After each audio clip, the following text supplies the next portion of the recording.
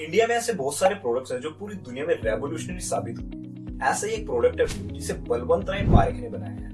आज आपको कुछ भी चिपकाना हो, पेपर, लकड़ी, टाइल्स या छत पर वाटर प्रूफिंग करानी हो, आपको एक ही कंपनी का नाम याद आएगा, पीडीलाइट, जो फेविकोल बनाता है। फेविकोल का मजबूत जोड़ है, टूटेगा नहीं। आज इस टैगलाइन को बच्चा बच्चा जानता है।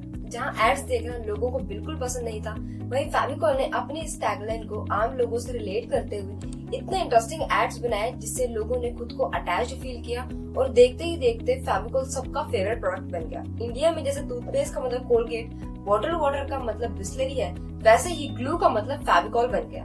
इंडिया में ग्लू बनाने वाली इस कंपनी के एड्स जितनी इंटरेस्टिंग है, उतनी इंटरेस्टिंग इसकी हिस्ट्री भी है। 1925 में गुजरात के भावनगर में बलवंत राय का जन्म हुआ। उन्होंने लॉ की डिग्री की थी, लेकिन वो एक बिजनेसमैन बनना चाहते थे, तो उन्होंने लॉ की प्रैक्टिस ही नहीं की।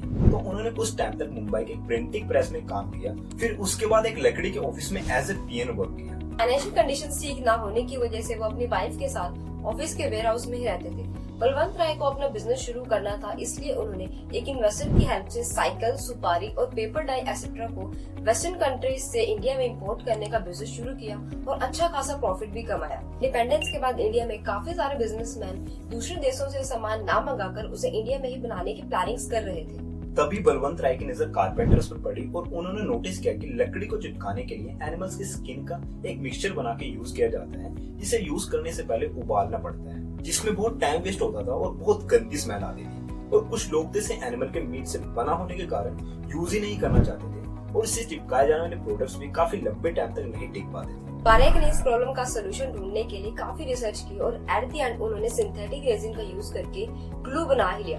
फिर 1959 में उन्होंने पीडीलाइट कंपनी को शुरू किया अपने मास्टर प्रोडक्ट फेविकोल के साथ, जो इजी टू यूज था और खुशबूदार भी था।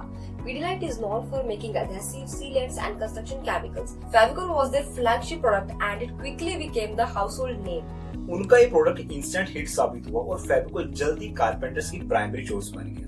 फिर कंपनी ने जल्दी सक्सेस की ओर अपने कदम बढ़ाने शुरू किए, लेकिन पारेख ने नोटिस किया कि उनका ग्लू बड़े बड़े कंटेनर्स में अवेलेबल है, जिसे सिर्फ कारपेंटर्स या सिर्फ वही लोग यूज कर सकते हैं जिन्हें ज्यादा अमाउंट में ग्लू चाहिए। बट एक बहुत बड़ा हिस्सा इसका यूज नहीं कर पा रहा था। तभी उन्होंने मार्केटिंग स्ट्रेटेजी को यूज करते हुए फेविकोल की छोटी बोतल्स को मार्केट में उतारा, जो कि एक मास्टर स्ट्रोक साबित हुआ।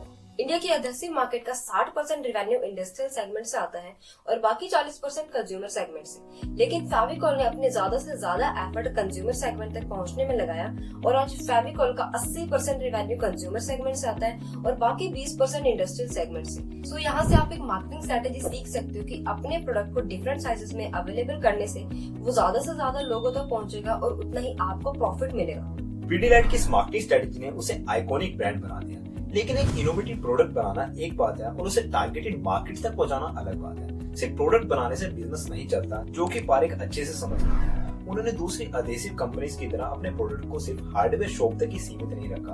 उन्होंने राइट कंज्यूमर्स को ढूंढा जो उनके प्रोडक्ट को सबसे ज्यादा यूज करने वाले थे, और वो थे कारपेंटर्स। उन्होंने कारपेंटर्स को टारगेट किया, पर्सनली उनके पास जाना, अपना प्रोडक्ट शो करना, उन्हें एजुकेट करना और उनसे उनके रिव्यूज लेना। उनकी ये स्ट्रेटेजी भी काम कर गई। अब कारपेंटर्स की पहली चॉइस और भरोसा सिर्फ फेविकोल बन गया था। इसी वर्ड ऑफ माउथ मार्केटिंग की वजह से फेविकोल और ज्यादा फेमस हो गया। बट पीडीलाइट यही नहीं रुका। उन्होंने अपने पावर यूजर्स यानी कारपेंटर्स की एक कम्युनिटी बिल्ड की, जिसका नाम रखा गया FCC, जो कारपेंटर्स को ग्रो करने में हेल्प करती थी, प्रोफेशनली और पर्सनल लाइफ में भी। The idea was to make carpenters in the country feel like rockstar. FCC के मेंबर्स को एक प्लेटफॉर्म मिल गया था अपनी स्किल्स को शोकेस करने का, और उन्हें सम्मानित भी किया जाता था annual events Fevicol champion show में। आज FCC के पास 40,000 से ज्यादा कारपेंटर्स हैं और 300 से ज्यादा क्लब्स हैं 145 सिटीज में। फेविकोल के डोमेस्टिक मार्केट में 70% शेयर है। इसका क्लियरली मतलब है कि फेविकोल की एडहेसिव मार्केट में मोनोपोली है। आज कंपनी की सेल्स अराउंड 10,000 करोड़ रुपए है।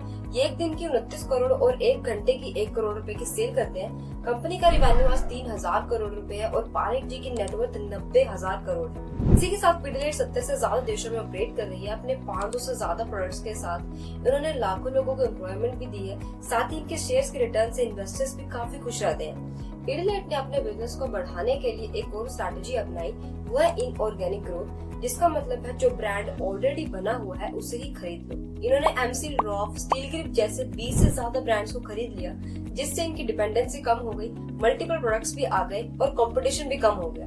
आज आप चिपकाने का कुछ भी काम कर लो, पैसा पीडीलाइट की पॉकेट में ही जाएगा। सो गाइस ये थी पीडीलैड की केस स्टडी जिसमें हमने देखा कि लोगों की प्रॉब्लम का बेस्ट सॉल्यूशन ढूंढो और आपका बिजनेस तैयार। और साथ ही में समझिए कुछ बिजनेस स्ट्रेटेजीज जो आपको बिजनेस को ग्रो करने के लिए इंपॉर्टेंट रोल प्ले करती है। एंड गाइस कमेंट्स में बताओ आपने पीडीलैड के कौन कौन से प्रोडक्ट्स यूज किए हैं और वीडियो वैल्यूएबल लगी